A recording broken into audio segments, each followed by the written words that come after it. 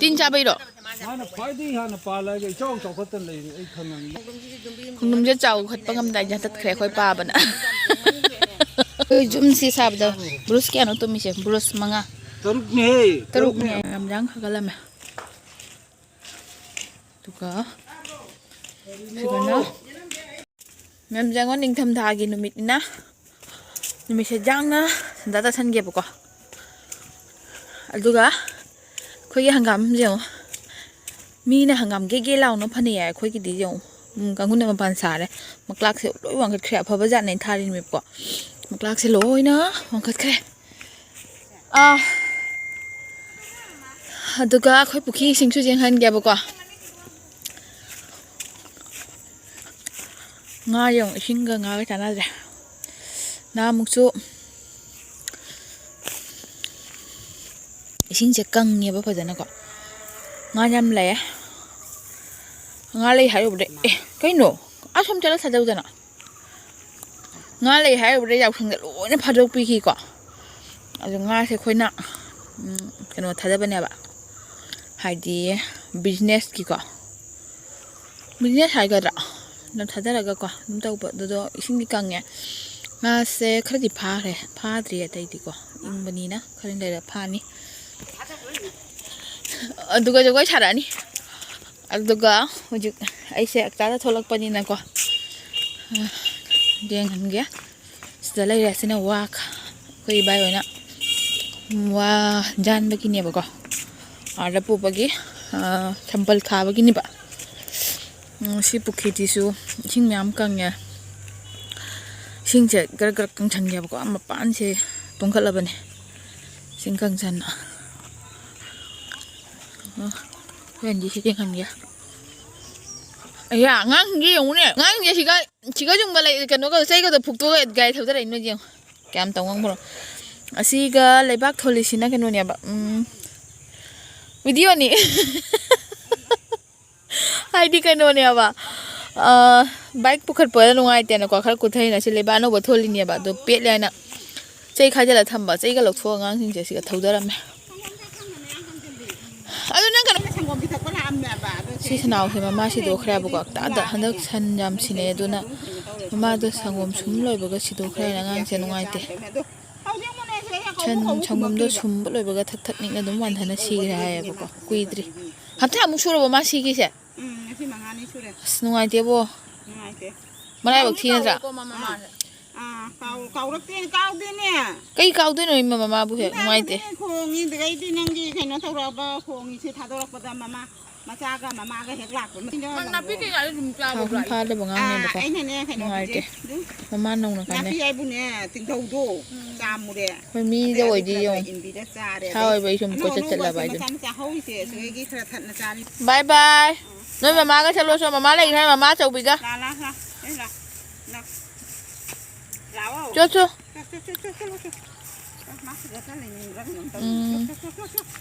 thầu bớt xem mà sao phải làm hiện tại là cái này mày ăn căng rồi bạn thầu ăn để lối căng nhiều huy nghe mày ăn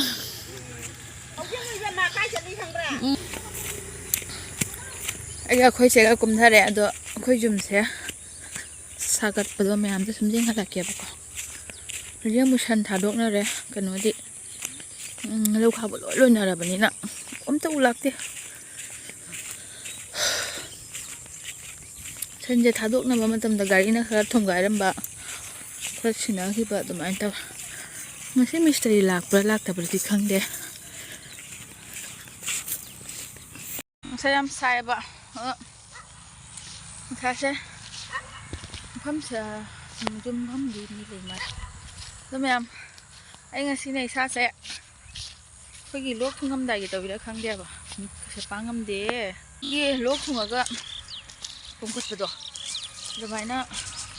cái sải lắm sẽ dâng lào đấy máy tôi nó không đẹp rồi lúc sau thằng anh này sẽ có sẽ lên em bạc đó cái zoom sẽ nông phải sạc ra cái trang nghe bà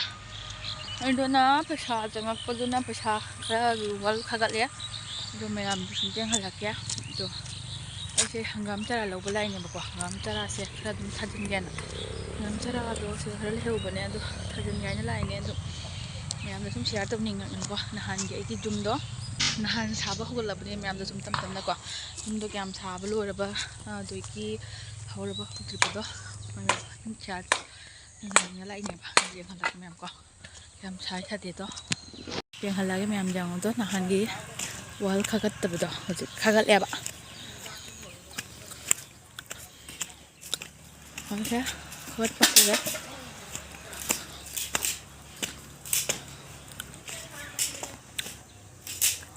mayam jang khagat la me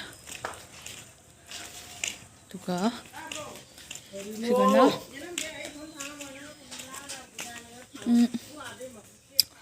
ya muka macet tập ini ba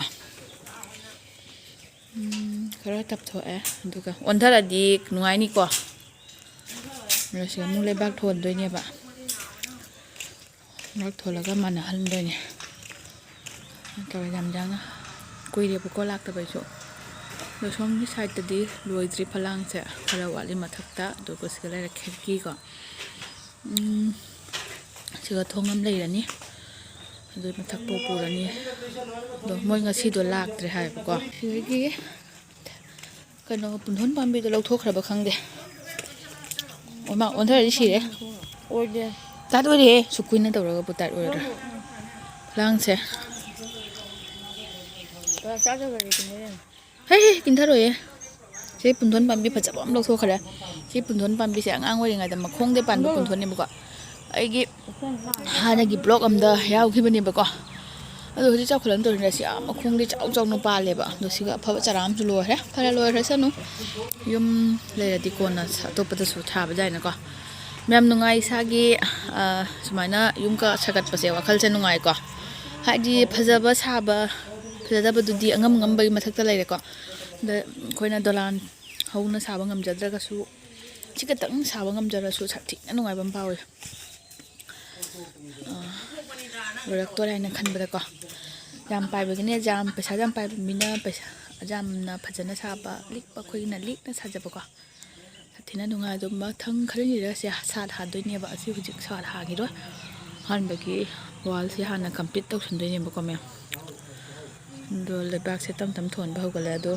le bak gari hai ra ga se thon doi ne ba han ba gi ko doi ko na le buk le bak thon doi ne ba han ba gi samana thon la juga segala ibu hanggam jadi side tadi dum nungsa apa mana kalau di pagi tu jam di apa ya udah he hamba cah he bawa kesu ya hanggam kalau mereka kerana memang bau jauh terus ni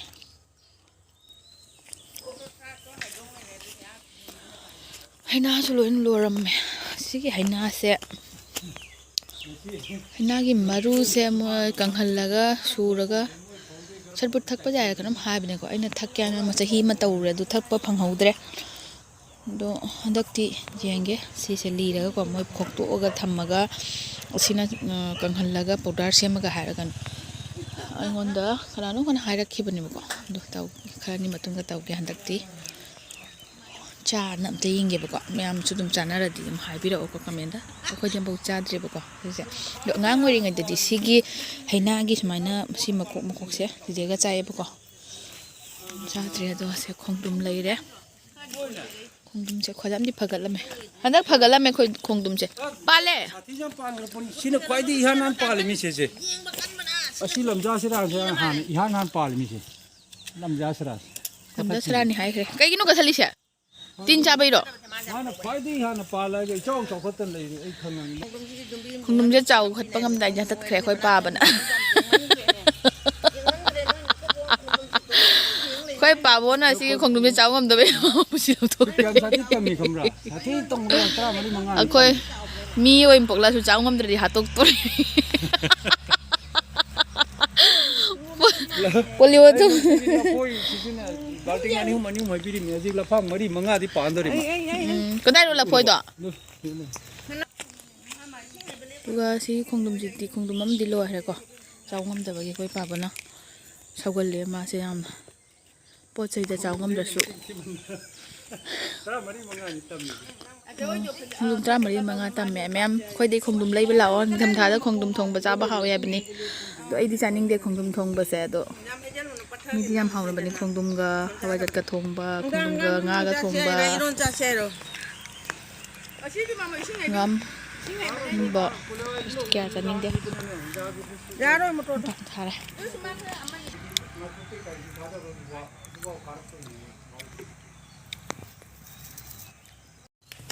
sisu kapu hai khoi pa bona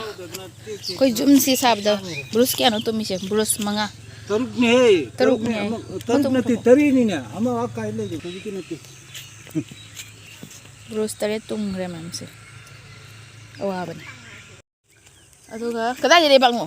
sige tung mafam sige ro sige tung mafam sige le bak silok thoga ngasai gi tapthaba chala du haidi macha do thonjali ne ba ko mem wakhal se sathina nungai ba ko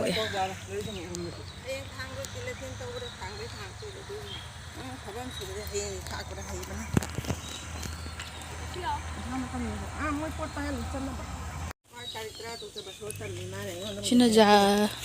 jauh senggu sana bahangam ne nang thari ne ba ko ngam chara du kai ne lo ro sina hangam te jauh senggu sana bahangam ne ba ko mem samaina jum loi chalak pa se wakhal se nungai ba ko tam na do mem da ina jenghan ning man gina khoi jum se saba hut pa se nahan jenghan ba du ga ko tai hana sagat pa se tam na roi na jenghan ke loi ba phau ba jenghan lak se ba ko sine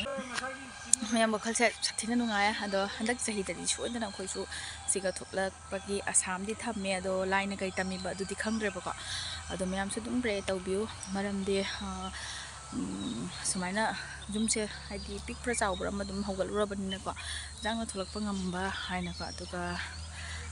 aina akhoi siga thola adi myam su dum koi ba lakpa yarani akhoi gi churok sigi manak tane ba ko nong phatok lakpa matamda sum cheba haidi unaba phangani dana ko duna ni myam dum harawi ba do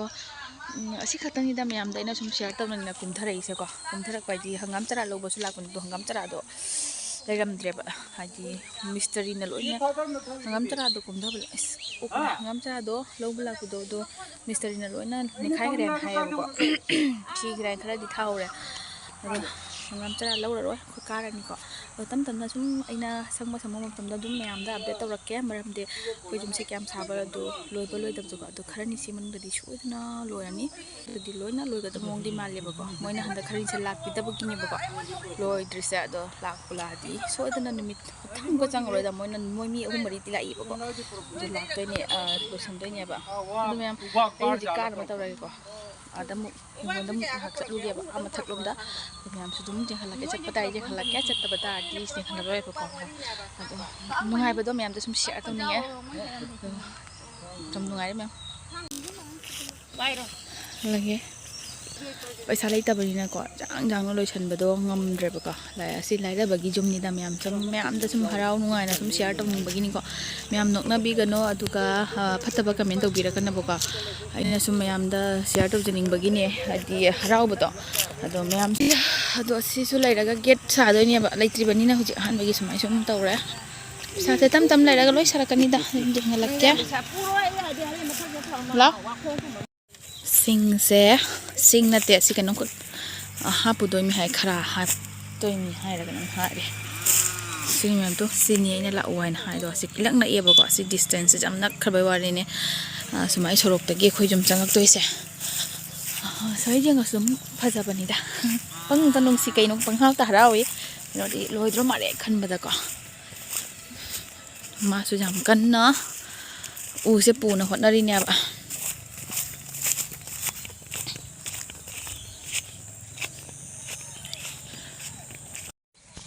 ma'am को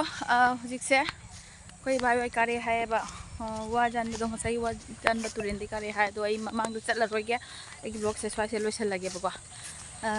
thin रे सक चिगा blog का ब्राइ बो चैना मिट थिलक पुरा खंग दे timing हिजु के नोम तौ इदा ngasi से नुक्सा सिना खंग दे दिनदा से मिमोट चमोट दो माइन दो मिमोट को चक सौ दो माइना अखोगी लुजेदब दो माइन तौ या बैसा से क्वाय मिसंग संग दे तो ताक सिना मा उरिंग सिना माने हुजिक अहन रो सिलं तौ ला खंग दे मैम हाना दे उरिंग कम त थुंगम दे बा अदो हुजिक से uringase paithoraka thengbu thengrodi ma dak amubam phektam behogde taweba lam danger ni angang oringa di uring ka thungjarakte ado thanui phajala aga chawraga uring gase thungkalak bang pan tawkhlai abuhena hidak sijanaraga angang oringa dadi acha thau te kai de do khoi indi sine handum phajaida ai sange khoi se sum sanga e duga khoi se sange abuka ada khoi bai se sange na jam kana phone tawre tak piu do ne ba ado loisalage matang siga aduga dum ai khoi jum sina saba lor khudingi myam da sum update tawjarake ko myam nungsa gi mangan chun loi phangdre ado harau man khina ai haibam khangde ba kai hadono dum se khangloi loisalam akoi gi khangsa sagal ambado adoni myam ado matang siga gi video se loisalage mathangi loisalakpagi vlog ta mo unarasi myam ko myam bye